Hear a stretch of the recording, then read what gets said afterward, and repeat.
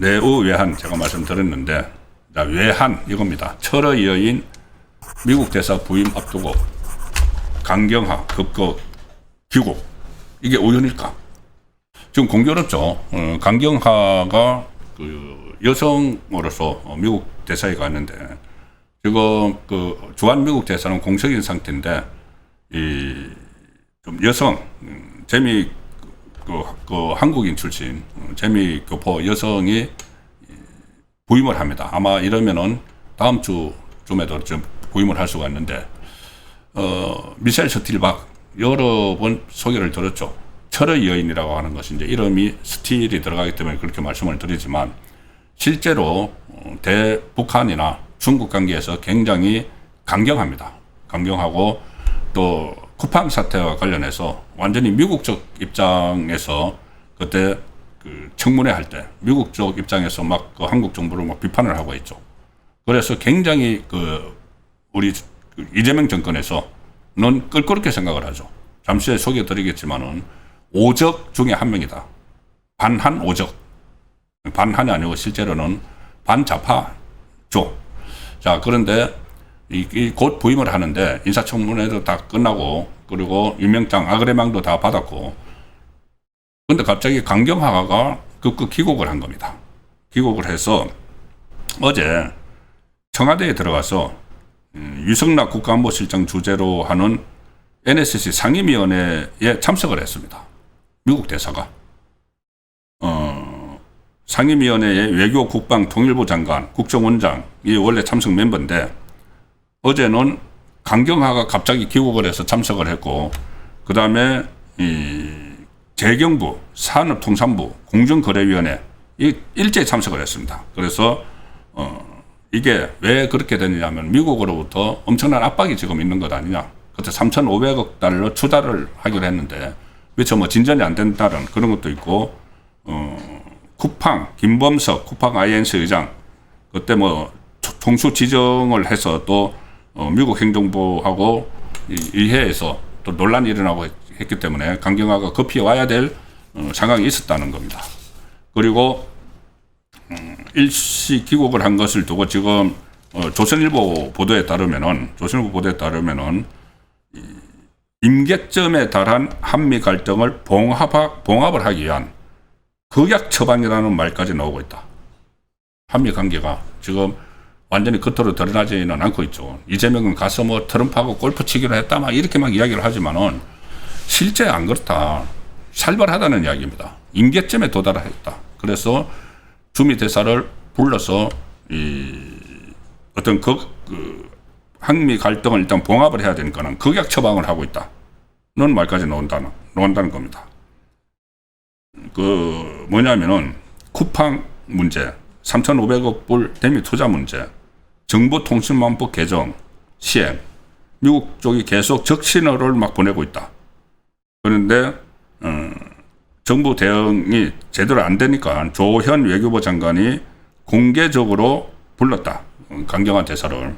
그래서 외교 소식통은 이런 메시지다. 강경화를 부른 거는 미국에는 야, 우리가 총력 대응하고 있으니까 좀 우리 대사도 부르고 총력 대응하고 있으니까는 좀 더 이상 좀 압박하지 말고 좀 기다려줘. 3,500억 불 다 투자를 할 테니까 쿠팡도 우리가 알아서 할게.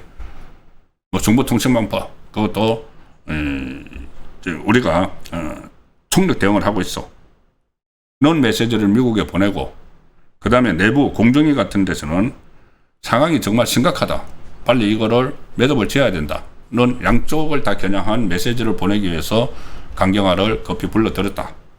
그만큼 한미 갈등이 이제 임계점에 닿았다. 이것을 방정을 하는 일이죠.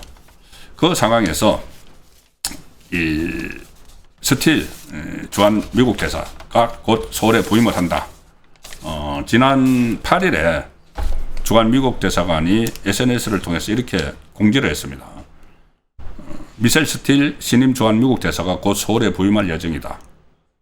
그리고 스틸 대사도 동영상을 통해서 그때 영어하고 한국어로 주한미국 대사로 부임하게 됐으며 영광이고 곧 여러분을 직접 만나 뵙기를 기대한다. 그래서 미국 상원의 인준 절차도 마무리됐고 한국 정부의 사전 동의조 그 아그레망도 받았으니까는 아마 다음 주쯤에 이제 부임을 하게 되는데, 부임을 하게 되면은 과연 쿠팡 문제 이런 데 대해서 어떻게 처리를 할까? 한미 관계가 오히려 더 긴장이 더 고조될 수도 있다는 이야기입니다. 원래 이재명 정권에 대해서 좌파 정권이라는 인식이 강하고, 그렇기 때문에 이재명 정권에서도 굉장히 꺼려했던 인물이죠. 가령 쿠팡 문제와 관련해서도 그 청문회 할 때 이렇게 이야기했습니다. 미국에 있는 모든 한국 기업이 동등한 대우를 받는 만큼 한국에 있는 미국 기업들도 한국 기업들과 동등한 시장 접근권을 보장받아야 한다.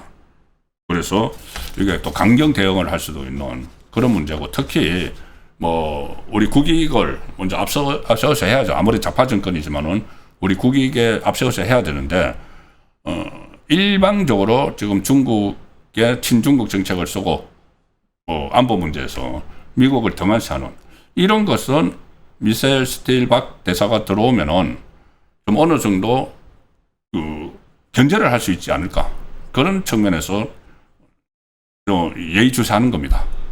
무슨 미국이 뭐 스틸 대사가 무슨 뭐 구원을 하러 오고 뭐 이런 그런 게 아니고, 이재명 정권을 박살내려 오고 그런 게 아니고, 지금 미국을 너무 등한시하니까 그 중요한 주한미군도 있는 이런 상황에서, 그래서 지금까지 대사가 없었으니까는 스틸박 대사가 들어오면은 좀 충분한 이재명 정권에 대해서 견제와 균형이 가능할 것이라는 생각에서 이 그 내용을 소개를 드리는 겁니다. 얼마나 이제 스틸 그 대사에 대해서는 뭐 여러 가지 많이 알려져 있죠. 그 일본에서 중고등학교 생활도 했고, 원래 이제 그 실학년의 딸이고, 미국에 가서 그 정계 입문해서 그 하원 의원도 지냈고, 자, 그런 것을 많이 그 인식을 하고 계실 텐데, 지금 얼마나 좌파 정권에서 그 싫어했는가 하면은 기사를 하나 보여드리겠습니다. 미주중앙일보, 미국에서 발행되는 미주중앙일보 기사인데, 이게 작년 7월 달의 기사입니다. 7월 20일. 친한파 정치인을 오적으로 매도한 한국 의원이 있다. 자, 여기서 친한파라고 이야기를 하죠. 그런데 이 한국의 여권에서, 그러니까 이재명 정권에서 5사람을 꼽았다. 누가 꼽았느냐 하면은 그 김준형이라고, 뭐 외교연구원장이라고 했던 그 조국당 국회의원으로 있죠. 김준형이 그때 조현 외교부 장관 후보자 인사청문회 도중에 한국에 유해로운 인물 5명이 있다고 하면서 거론을 했는데, 한국에 유해로운이 아니고 좌파가 두려운 사람일 수가 있는 것이죠. 좌파에서. 그러면서 오적이 있다는 이야기를 했습니다. 누구냐 하면은 이 영김 연방하원 의원, 미셸 스틸 전 연방하원 의원, 애니 찬 한국 보수주의 연합 창실자, 고던 창 그 변호사, 모스탄 전 국제형사사법대사, 이 5사람을 쭉 지목을 했습니다. 중국계, 고던 창만 중국계고 나머지는 전부 다 한국계죠. 그 5명 모두 보수파 인사인데, 이 김준형은 당시에 그렇게 이야기를 했습니다. 이 5사람들이 한국의 헌법과 이재명 정부의 정통성을 부정하는 사람들이다. 주한 미국 대사로 부임할 수 있는 인물인데 부임을 막아야 된다. 총동원해서, 외교적 네트워크를 총동원해서 대사 부임을 막아야 된다. 아그레망을 주지 않는 외교적 결투의 시기가 되기 전에 여러 경로를 통해서 미국 측에 우리 의사를 전해야 된다. 이 5사람이 블랙리스트가 된 거죠. 이 사람은 주한미군 주한 대사로 오면 안 된다. 근데 트럼프는 그 중에서 미셸 스틸을 딱 선택을 한 것이죠. 그래서 이 상당히 조금 한미 관계가 지금까지와는 달리 급박하게 흘러갈 수도 있다는 내용을 말씀을 드리면서, 그리고 공교롭게도 그 시점에, 부임하는 시점에 이